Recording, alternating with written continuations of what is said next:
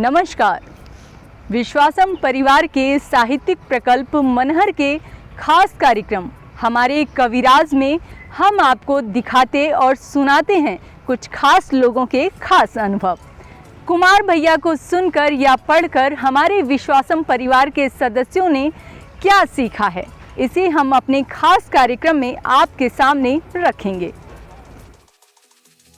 तो आइए आज सुनते हैं उत्तर प्रदेश स्थित बाराबंकी की रहने वाली स्मिता वाजपेयी का अनुभव। राधे राधे सभी को।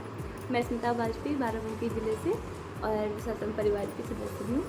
तो मैं कुमार सर को लेके आप लोगों के साथ कुछ अनुभव अपने जो अपना एक्सपीरियंस जो मैंने फील किया है वो आप लोगों के साथ शेयर करना चाहती हूँ। वैसे कुमार सर का इम्पैक्ट मेरी लाइफ में बहुत ही गहरा और बहुत ही बचपन से है। तो जब मैं 8th क्लास में थी, 8th क्लास में, हाँ, तो हमारे लालगंज रायबरेली में एक महोत्सव होता है बैसारा महोत्सव के नाम से। तो उस बैसारा महोत्सव में कवि सम्मेलन था और कवि सम्मेलन मुझे कोई इंटरेस्ट नहीं था ये सब सुनने में, पर मैं बाबा के साथ, बाबा ने बोला चलो, तो मेरे घर पे सब साहित्यिक माहौल है, तो बाबा ने बोला चलो, तो मैंने कहा ठीक है चलते हैं। फिर मैं चली गई वहाँ सुनने के लिए। सब कवियों ने अपना अपना काव्य पाठ किया और मुझे कुछ समझ आ नहीं रहा था। फिर जब कुमार सर आए माइक पे आए और इतना सारा शोर शराबा हो, ये सब कुछ होटिंग ये सब होने लग गया।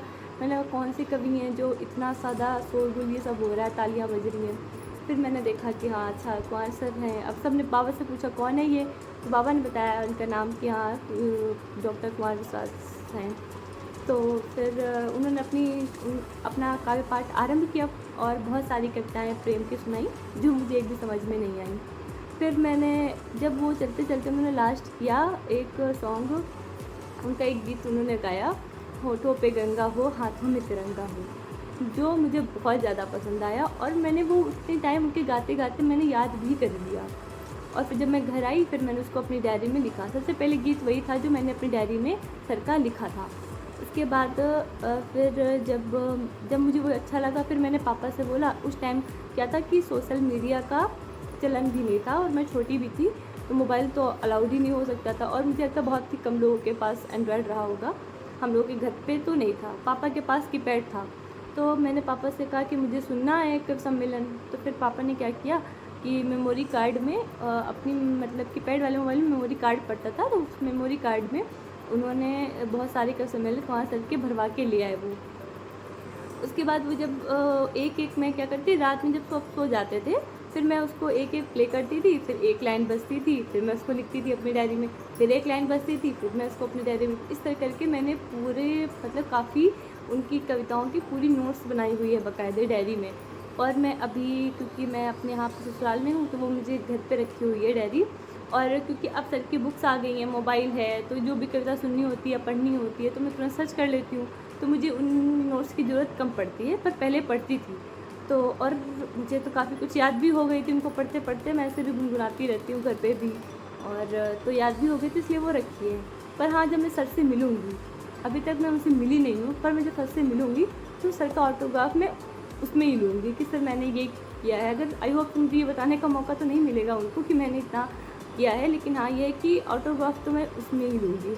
अब तो सर को पढ़ने के लिए डायरीज़ हैं, उनकी खुद की बुक्स हैं, तो जो मेरे पास 2 ही हैं और मैंने बहुत परचेज़ करने की कोशिश की, पर पुराने वाले एडिशंस जो भी हैं वो मुझे मिले नहीं। तो इन्हीं को पढ़ के जो इनमें से मुझे जिसका वो पता होता है, म्यूज़िक पता होता है, मैं गा लेती हूँ और दिन भर गुनगुनाती रहती हूँ स्टेज। अब तो मोबाइल है सबके पास, एंड्रॉयड है, तो सब अपना अब तो सर का अपने अपने राम सुन के अगर आप थोड़ा सा भी डिप्रेस हो रहे हैं सुन लेते हैं। पर हाँ मतलब उनका इम्पैक्ट मेरी लाइफ में बहुत स्टार्टिंग से बहुत ही गहरा है और मैं इससे ज़्यादा मैं क्या ही बोलूँ कि मतलब उनके लिए मेरे पास कुछ शब्द नहीं है जो मैं एक्सप्रेस कर पाऊँ क्या फ़ील करती हूँ। मैं उनको बहुत प्यार करती हूँ एज़ अ फादर। मुझे वो जब मैं किसी परेशानी में होती हूँ, किसी प्रॉब्लम में होती हूँ, कुछ मुझे समझ नहीं आ रहा होता है, तो जैसे मेरे पापा नहीं किसी चीज़ को डायरेक्ट करते हैं, वैसे मुझे उनके कोई वीडियो देख के, कुछ ऐसा देख के, अपने अपने राम देख के, मोटिवेशनल देख के वो मुझे एक डायरेक्शन मिलती है कि हाँ ये करना चाहिए। तो मैं उनको एज़ अ फादर बहुत प्यार करती हूँ। मुझे वो अब एज़ अ फादर ही दिखते हैं। मुझे लगता है कि हाँ अगर मेरे पापा भी होते तो वो ऐसे समझाते, जैसे वो समझाते हैं उस हिसाब से मुझे लगता है कि हाँ, मैं उनको अपने पिता की तरह देखती हूँ, इसलिए मैं उनको कभी गुरुजी या मतलब ऐसा कुछ नहीं बोल पाती। और फादर तो मैं बोल नहीं सकती, अब वो अलाउड पता नहीं कैसा साउंड करेगा, मतलब फादर बोलना मुझे नहीं पता, लेकिन हाँ इतना बस ये सारी बातें हैं। और बातें तो कहने के लिए तो बहुत कुछ है मेरे पास सर के लिए कि मैं क्या बोल दूँ, पर अपने समय की अपनी सीमा है, तो इस वजह से इतना ही मैं बोल सकती हूँ आप लोगों से। राधे राधे।